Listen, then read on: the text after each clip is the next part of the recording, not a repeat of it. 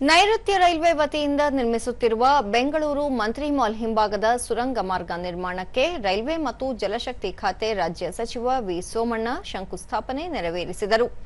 ಈ ವೇಳೆ ಸಚಿವ ಕೃಷ್ಣ ಬೈರೇಗೌಡ, ಸಂಸದ ಪಿಸಿ ಮೋಹನ್, ಶಾಸಕ ದಿನೇಶ್ ಗುಂಡೂರಾವ್, ರಾಜ್ಯಸಭಾ ಸದಸ್ಯ ಲೆಹರ್ ಸಿಂಗ್ ಸಿರೋಯಿ ಸೇರಿದಂತೆ ಹಲವರು ಉಪಸ್ಥಿತರಿದ್ದರು.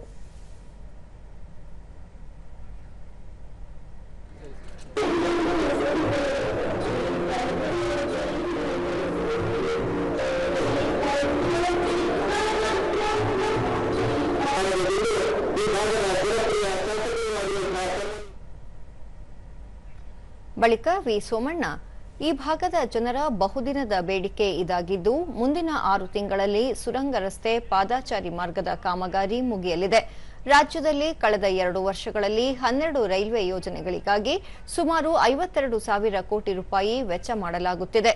ನಗರದ 100 ಕಿಲೋಮೀಟರ್ ವ್ಯಾಪ್ತಿಯ ಸ್ಟೇಷನ್ ಹಾಗೂ ರೈಲ್ವೆ ಕ್ರಾಸಿಂಗ್ ಕಾಮಗಾರಿ ನಡೆಸಲಾಗುತ್ತಿದೆ ಎಂದರು.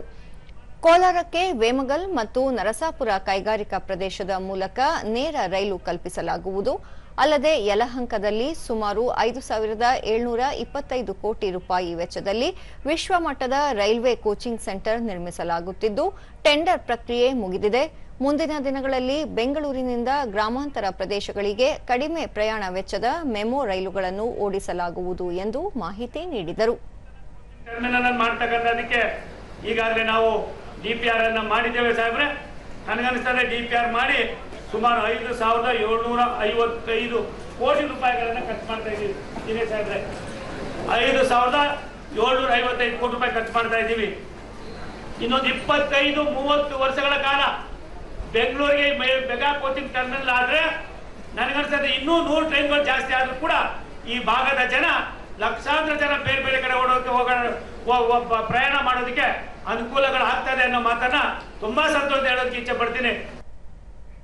ಕೃಷ್ಣ ಬೈರೇಗೌಡ, ರಾಜ್ಯದಲ್ಲಿ ನಡೆಯುವ ಎಲ್ಲಾ ರೀತಿಯ ರೈಲ್ವೆ ಕಾಮಗಾರಿಗಳಿಗೆ ಅಗತ್ಯವಿರುವ ಎಲ್ಲಾ ರೀತಿಯ ಸಹಾಯ, ನೆರವು, ಭೂಸ್ವಾಧೀನಕ್ಕೆ ಸಹಕಾರ ನೀಡಲಾಗುವುದು ಎಂದು ಭರವಸೆ ನೀಡಿದರು. ಸಾಗ್ತಾ ಇದ್ದಂತಹದ್ದು ಅವರು ನನಗೆ 4 ಬಾರಿ ಫೋನಲ್ಲಿ ಮಾತಾಡಿ ಲ್ಯಾಂಡ್ ಅಕ್ವಿಸಿಷನ್ ಮುಗಿಸ್ಕೊಡ್ಬೇಕು ಅಂತ ಹೇಳಿದ್ಮೇಲೆ ಅದಕ್ಕೂ ಕೂಡ ನಾವು ಲ್ಯಾಂಡ್ ಅಕ್ವಿಸಿಷನ್ ಸ್ಪೀಡ್ ಅಪ್ ಮಾಡಿ ಈಗ ತುಮಕೂರ್ದು ಉದಾಹರಣೆಗೆ ಹೇಳ್ತಾ ಇದ್ದೀನಿ. ಒಂದು ತುಮಕೂರು ಮತ್ತೆ ದಾವಣಗೆರೆ ಉತ್ತರ ಕರ್ನಾಟಕಕ್ಕೆ ಲಿಂಕ್ ಮಾಡ್ತಕ್ಕಂಥ ಕೆಲಸ ಅವ್ರು ಬಂದ್ಮೇಲೆ ಅವ್ರ ಜೊತೆಗೆ ನಾವು ಕೈ ಜೋಡಿಸಿ ಈಗ ಸ್ವಲ್ಪ ಪ್ರಗತಿ ಆಗ್ತಾ ಇದೆ. ಪಿಸಿ ಮೋಹನ್, ನರೇಂದ್ರ ಮೋದಿ ನೇತೃತ್ವದ ಕೇಂದ್ರ ಸರ್ಕಾರ ರಾಜ್ಯದ ಕಾಮಗಾರಿಗಳಿಗಾಗಿ ಸಾಕಷ್ಟು ನೆರವು ನೀಡುತ್ತಿದೆ ಎಂದು ಹೇಳಿದರು. ಸರ್ಕಾರ ಇವತ್ತು ನರೇಂದ್ರ ಮೋದಿ ಅವರ ಸರ್ಕಾರ ಕಳೆದ 12 ವರ್ಷಗಳಲ್ಲಿ ಆಗಿರುವಂತ ಕೆಲಸ ಕಳೆದ 75 ವರ್ಷಗಳಲ್ಲಿ ಆಗಿಲ್ಲ.